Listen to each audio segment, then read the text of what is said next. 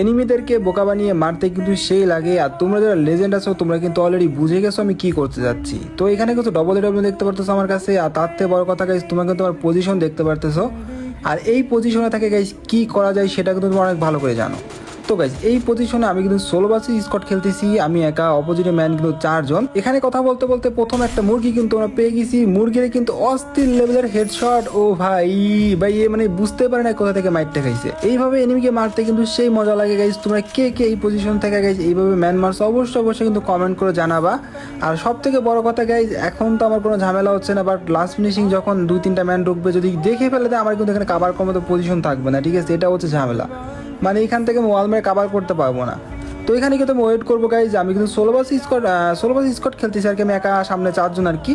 তো এই জন্য সুবিধা হবে কি আমি অনেক এনিমি পাবো, অনেক এনিমি দিকে আসবে, বাট সমস্যা হচ্ছে কেউ যদি দেখে ফেলে তাহলে কিন্তু ঝামেলা হবে। তো এখানে কিন্তু আরেকটা ম্যানকেও হেডশট মেরে দিয়েছি ভাই। এই পজিশনে থাকা শুধু হেডশট আর হেডশট গাইজ, মানে বডি শটে কোনো খানায় নাই। মানে এনিমি এসে বেন্ডিংয়ে গাইজ লোড করতে বসবে বা তোমার ব্যাগ ওপেন করবে ভাই, এই পজিশনে মারতে কিন্তু সে মজা লাগে। তো গাইজ এখানে কিন্তু আমি ওয়েট করবো যতক্ষণ পর্যন্ত ম্যান না আসে, ততক্ষণ পর্যন্ত আমি কিন্তু এখানে ওয়েট করবো আর কি। আর তার থেকে বড় কথা গাইজ তোমরা যদি এখন পর্যন্ত আমাদের ফেসবুক পেজটা ফলো না করো অবশ্যই ফেসবুক পেজটা ফলো করে দাও। ইউটিউব থেকে দেখলে অবশ্যই ইউটিউব চ্যানেল সাবস্ক্রাইব করে দাও। আর যদি টিকটক থেকে দেখো অবশ্যই টিকটক আইডিটা ভাই ফলো করে দেবা ভাই। টিকটকে কিন্তু আমাদের একদম ফলো বাড়তেছে না বললে চলে ভাই, কি বলবো দুঃখের কথা।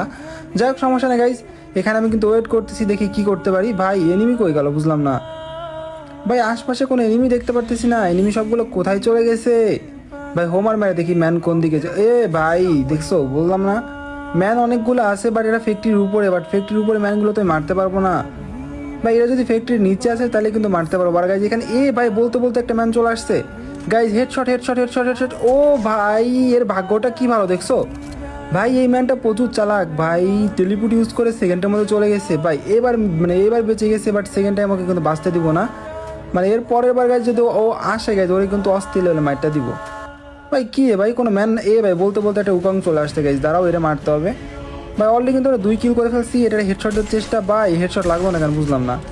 যাই হোক হেডশটের কোনো দরকার নেই গাইজ, বডি শট দিয়ে কাম চালাইতে দিব ভাই। যদি হেডশট না লাগে তাহলে তো আর কিছু করা যাবে না ভাই। আমার কষ্ট লাগতেছে, ওই ম্যানটা বেঁচে গেছে গাইজ একটুর জন্য ভাই, জাস্ট একটা সেকেন্ডের জন্য ভাই। দেখছো ও কিন্তু মানে যখন আমি হেডশট মারবো তখনই কিন্তু পলাই গেছে ভাই। এখানে দেখো আরও অনেকগুলো ম্যান চলে আসছে ভাই, তারা ওইখান থেকে দেখি ফায়দা নেওয়া যায় কিনা ভাই। এখান থেকে এনিমি দেখা গেলে কিন্তু মারতে পারবো, বাট দেখা যাচ্ছে না, মানে এনিমির হচ্ছে না, গায়ে এম করতে পারতেছে না। বলতে বলতে আরেকটা ম্যান চলে আসছে গাইজ। এটা ভাই এই ম্যানটা ভাই একটু চালাক আছে গাইজ, দেখছো ভাই একটা না ভাই অনেকগুলো ম্যান গাইজ। এই পজিশনে ভাই একটাই কথা, সেটা হচ্ছে আগে নিজেকে বাঁচাইতে হবো, ঠিক আছে? যদি আমি একটাকে মারলে ভাই গাইজ আমার আমি বাঁচতে পারবো না ভাই। ওরা জ্যামনাকে আমার মেরে দিবে ভাই। এর থেকে বেটার হবে আমি পলায় থাকি, এরা চলে যাক ভাই। সিঙ্গেল ম্যান মারতে হবে ভাই, এতগুলো ম্যান একবার আসলে জীবনে মারতে পারবো না।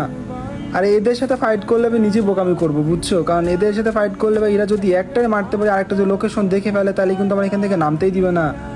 আমার কাছে এখান থেকে ভাই বেরোয় জ্যামনক ম্যাচটা বুয়া করার চেষ্টা করতে হবে, ঠিক আছে? তো দেখা যাক কী করতে পারি ভাই। এখানে কিন্তু ফ্যাক্টরির উপরে অনেকগুলো ম্যান নামতেছে আর জোন চলে আসতেছে ভাই, আমার জন্য ঝামেলা হয়ে যাবে মনে হচ্ছে ভাই। এখানে জোন চলে আসছে, এখান থেকে নামতে হবে ভাই। দাঁড়াও আশপাশে ম্যান আছে নিশ্চিত।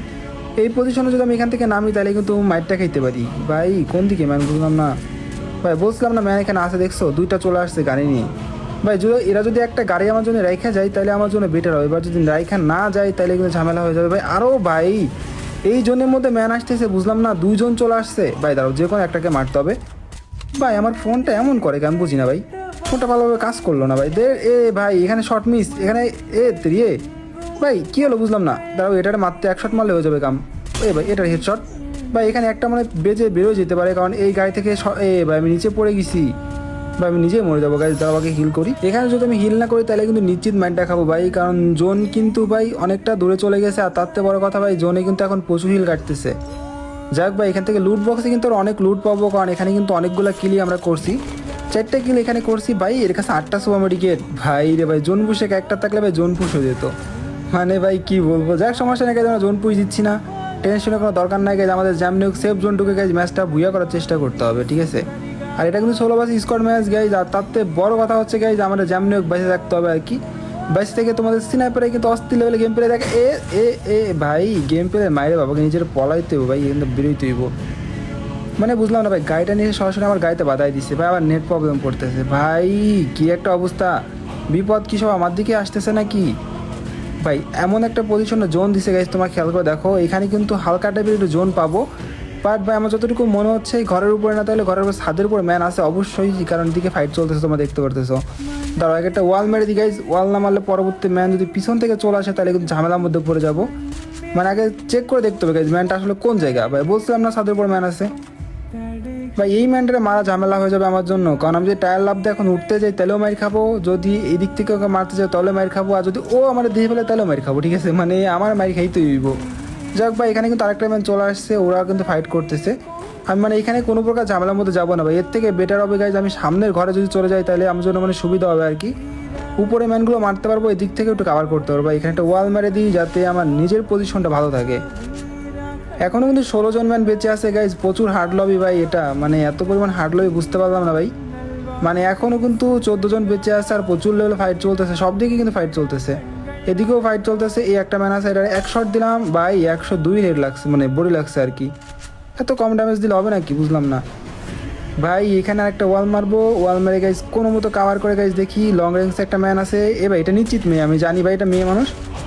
ভাই মেয়ে মানুষের কিল করতে একটু সুবিধা আর কি, মানে ওরা নড়াচড়া একটু কম করে, মানে ওদের মাথায় একটু বুদ্ধি বেশি তো যার জন্য আর কি। ভাই এখানে একটা দুইটা ভাই এই শটটা লাগ, ও ভাই কে বলে গাইজ আমি স্ন্যাপার চালাইতে পারি না ভাই, আমি স্ন্যাপার অস্থির লেভেলে স্ন্যাপার চালাই, দেখছো এরকম শট মেরে দিছি ভাই, তারপরেও তোমরা পেজটা ফলো করো না, ঠিক আছে। এটা কিন্তু খুব কষ্টকর ব্যাপার আর কি। ভাই এখানে ঘরের নিচে ম্যান চলে আসছে, এখন আমার যেমন কভার করতে হবে। ভাই এখানে আরেকটা ম্যান, ভাই এই পজিশনে নিজেরা বাজায় রাখা হলো কষ্টকর, ঠিক আছে, কারণ ভাই কি করবো এখানে বুঝলাম না। এখানে কিন্তু গাইজ তোমরা দেখতে পাচ্ছ জোন নাই, আর দ্বিতীয় কথা গাইজ আমার ঘরের নিচে কিন্তু ম্যান, আর তার থেকে বড় কথা গাইজ আমি যদি এখান থেকে না বেরোই তাহলে জোনে পড়ে মরে যাবো। বা এখানে একটা গাড়ি ছিল, গাড়িটা যদি নিতে পারতাম তাহলে কিন্তু সেফ জোন ঢুকতে পারতাম। ও ভাই ভাই এটা কি হলো বুঝলাম না ভাই, আমার কি দিয়ে হেড মেরে দিল ভাই। ও ভাই আমি ভয় পেয়ে গেছি বুঝছো, মানে বুঝলাম না ভাই কেমনি হেডশট মারলো এডাব্লিউএম দিয়ে, ভাই এডাব্লিউএম দিয়ে কী দিয়ে মারলো বুঝলাম না ভাই, আমি তো মানে বুঝতে পারিনি ভাই। এখানে আরেকটা শট, ভাই এই ম্যানটা কি হ্যাকার টেকার নাকি বুঝলাম না, না কে মারলো ভাই কি লেভেলের এডাব্লিউএম শট ভাই বুঝলাম না ভাই। আমার একটা শট মারলো একটাই হেডে, আর পরের শটটা আবার একদম সেম টু সেম লাগাই দিছে, বুঝলাম না ভাই কি বলবো ভাই, ভাগ্যটা খারাপ ভাই, এই ম্যাচটা বুয়া করতে পারলাম না। বাট গাইজ আমি কিন্তু যেটার জন্য ভিডিওটা করতেছিলাম আর কি, সেটা কিন্তু ওই যে ফ্যাক্টরিতে কিন্তু আমার অনেকগুলো কিল পেয়েছি।